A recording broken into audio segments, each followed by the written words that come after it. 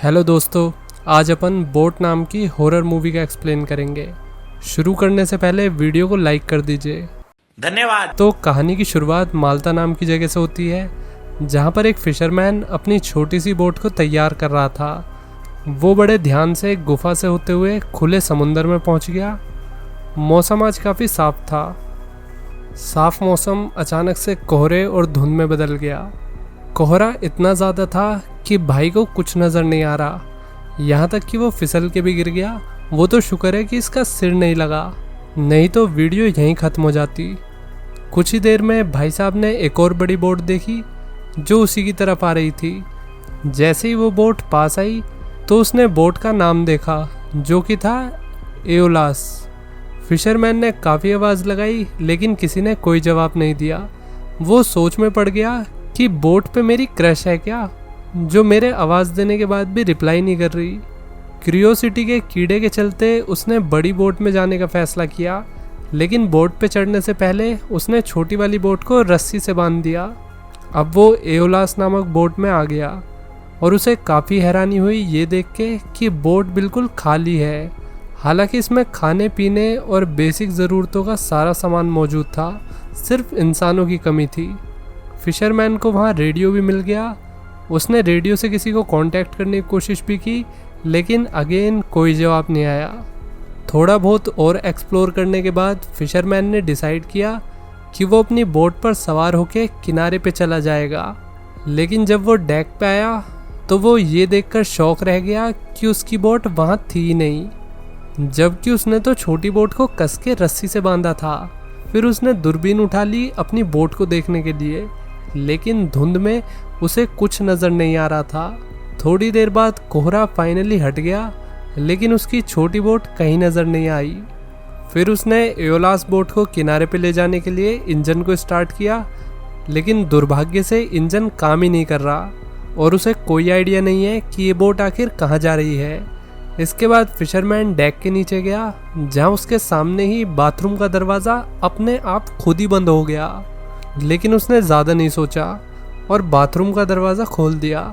फिर वो वापस डेक पे आ गया और मैप की मदद से समझने की कोशिश करने लगा कि आखिर ये बोट जा किधर रही है।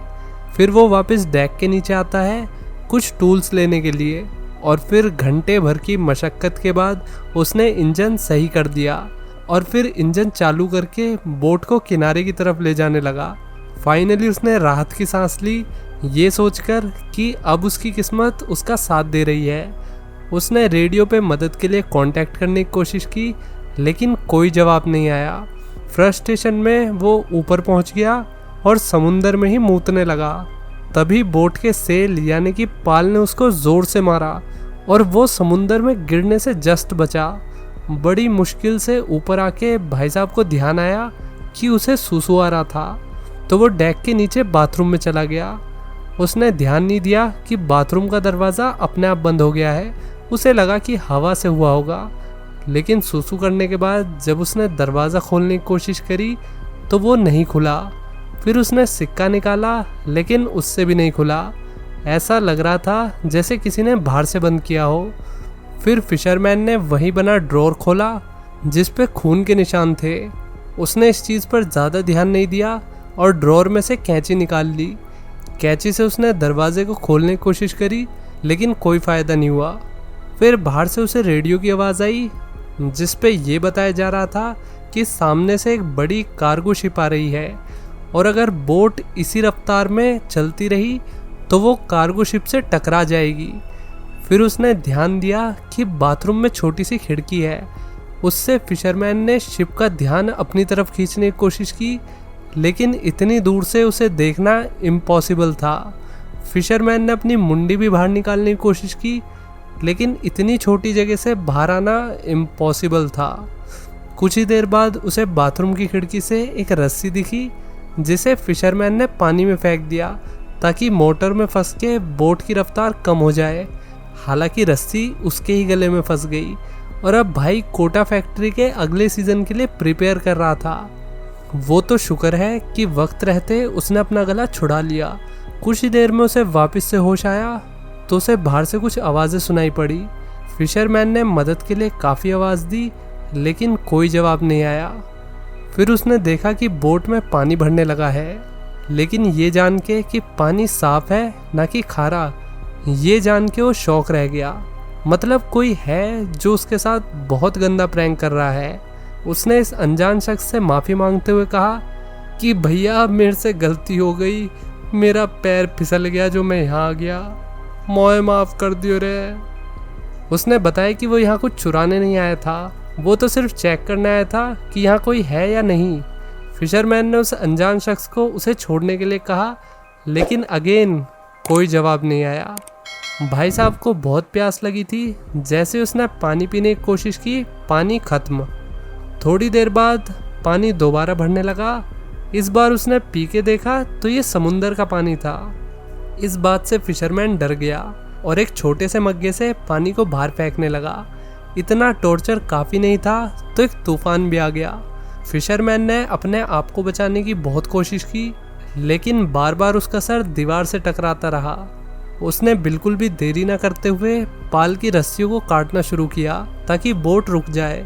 जल्दबाजी में उसने अपना हाथ ही काट लिया, लेकिन फिशरमैन ने हार नहीं मानी और लगा रहा। फाइनली रस्सी कट गई और बोट भी रुक गई, जिससे भाई साहब ने थोड़ी राहत फतेह अली खान की सांस ली। अगली सुबह जब उसकी आंख खुली तो उसने देखा कि पानी उसकी गर्दन तक आ चुका है और उसका पूरा शरीर सुन्न पड़ चुका है। अब दरवाज़ा तोड़ने के अलावा और कोई रास्ता नहीं था, लेकिन दरवाज़ा टूटना तो दूर, वो तो उसे हिला भी नहीं पा रहा था। फिशरमैन उम्मीद खोने लगा और उसे लगा कि वो यहीं मरने वाला है। तभी उसे क्लिकिंग की आवाज़ आई। उसने दरवाजे का लॉक घुमाया तो दरवाज़ा खुल गया। अब इसे लगा कि कोई जानबूझ के उसे टॉर्चर कर रहा है, लेकिन जब उसने आसपास देखा तो वहाँ पर कोई नहीं था। अब फिशरमैन डेक पे आ गया, जहाँ उसे पानी में तैरने वाले सिलेंडर दिखे। अब बोट कभी भी डूब सकती थी, इसलिए फिशरमैन ने प्लान बनाया कि वो इन सिलेंडरों को जोड़ के छोटी नाव बनाएगा और बोट के डूबने का इंतज़ार करेगा। ऐसा उसने काफ़ी देर तक किया, लेकिन बोट नहीं डूबी, जो कि काफ़ी अजीब बात है। इसलिए वो वापस बोट पे आ गया। फिर लीकिंग पार्ट को उसने रिपेयर किया और एक मोटर बनाई, जिससे बोट का सारा पानी ड्रेन हो गया। रेडियो पर काफ़ी मदद की गुहार लगाने के बावजूद भी कोई जवाब नहीं आया। अब ये रिपेयरिंग के काम में लग गया। तभी उसकी नज़र एक दूसरी बोट पे पड़ी जो इसी तरफ आ रही थी। उसकी मदद लेने के लिए फिशरमैन छोटी नाव में बैठ गया और उस बोट की तरफ जाने लगा। तभी उसने नोटिस किया कि एओलस उसकी तरफ बहुत तेज़ी से आ रही है। वो सही वक्त पर पानी में कूद गया और उसकी जान बच गई, लेकिन सवाल है कब तक। अब उसे यकीन हो गया था कि ये बोट शैतानी है और इसका चक्कर मतलब मौत से टक्कर। इसलिए वो पानी में इंतज़ार करता रहा। लेकिन ये क्या, इसके चारों तरफ तो शार्क नहीं डॉल्फिन है। पहले तो ये डर गया, लेकिन जब इसने देखा कि ये तो फ्रेंडली डॉल्फिन्स है तो उसे बड़ी खुशी हुई। हालांकि एओलस के पास आते ही सारी डॉल्फिन्स भाग गई और फिशरमैन लिटरली डॉल्फिन्स को रुकने के लिए कह रहा था। अब उसके पास और कोई चारा नहीं था, इसलिए उसे बोट में चढ़ना ही पड़ा। इसके बाद वो बेड पे गया, खुद को कवर किया और सो गया। अगली सुबह जब वो उठा तो वो हद से ज़्यादा थका हुआ था। उसने नोटिस किया कि बोट इस वक्त बहुत ज़्यादा स्पीड से चल रही है। उसने बाहर जाने की कोशिश की, लेकिन डेक के लिए जो मेन डोर था वो लॉक था। कुछ ही देर बाद उसे बाथरूम से काफ़ी अजीब अजीब आवाज़ें आने लगी, शायद भूत हल्का हो रहा होगा। तब उसने नोटिस किया कि वहाँ से बाहर निकलने का एक छोटा सा रास्ता बना हुआ है। हालांकि वो रास्ता स्टोरेज एरिया की तरफ जाता था, और जैसे ही वो वहाँ छोटे से रास्ते से पहुँचा, वो छोटा सा दरवाज़ा बंद हो गया। एक बार फिर से फिशरमैन कैद हो चुका था। उसे पैरों की आवाज़ भी आ रही थी, जिससे वो और घबरा रहा था। उसने अपने ऊपर वाली खिड़की को खोलने की कोशिश की, लेकिन वो खिड़की नहीं खुली। यहाँ हम देख सकते हैं कि बोट एक पुराने टाउन के पास पहुँच चुकी है, जो कि अब फिशरमैन की आखिरी उम्मीद हो सकता है।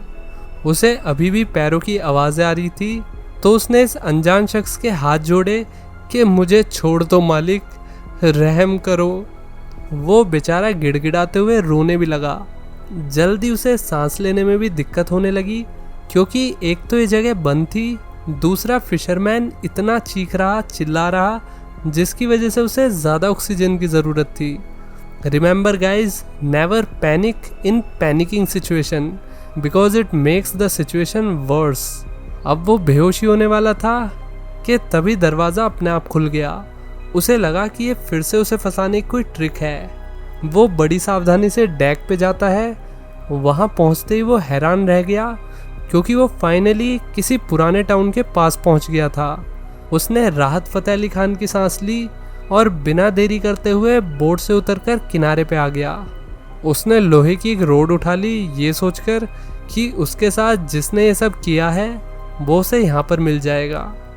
लेकिन यहाँ उसे कोई नहीं मिला, सिवाय टूटे हुए घरों के और सुनसान सड़कों के। ये जगह किसी कब्रिस्तान की तरह वीरान थी, एकदम खाली। तभी उसे किनारे से आवाज़ आई, एओलस बोट वहाँ से जा रही थी, वो भी अपने आप। फिशरमैन ने उसका पीछा करने की कोशिश की ताकि उसे पता चल सके कि वो कहाँ जा रही है, लेकिन एओलस अचानक से हवा में गायब हो गई। फाइनल सीन में फिशरमैन बिना किसी नक्शे के यूं ही इस आइलैंड पर धक्के खा रहा था। उसे यहाँ कोई नहीं दिखा, लेकिन धक्के खाते खाते ये भाई साहब आइलैंड के दूसरी तरफ पहुँच गया। ये वही जगह है जहाँ से इसने अपना सफ़र शुरू किया था। वो शौक हो गया अपनी बोट को यहाँ पर पार्क देखकर, जो कई दिन पहले मिस्टीरियसली गायब हो गई थी। फिर यहाँ पर बाकी बोट्स और लोगों को भी दिखाया जाता है। वे सब अपनी छुट्टियों के मज़े ले रहे थे, जैसे कि कुछ हुआ ही ना हो। फिर आखिरी सीन में यो नल्ला वापस अपनी बोट लेके निकल जाता है और गुफा के छोटे से रास्ते में से हम देख सकते हैं कि वो भूतिया बोट इस इंतज़ार कर रही है। इसी के साथ ये मूवी यहीं समाप्त हो जाती है। कहानी कैसी लगी लाइक और कमेंट करके बताइए। चलिए मिलते हैं नेक्स्ट वीडियो में। Till then take care, bye bye.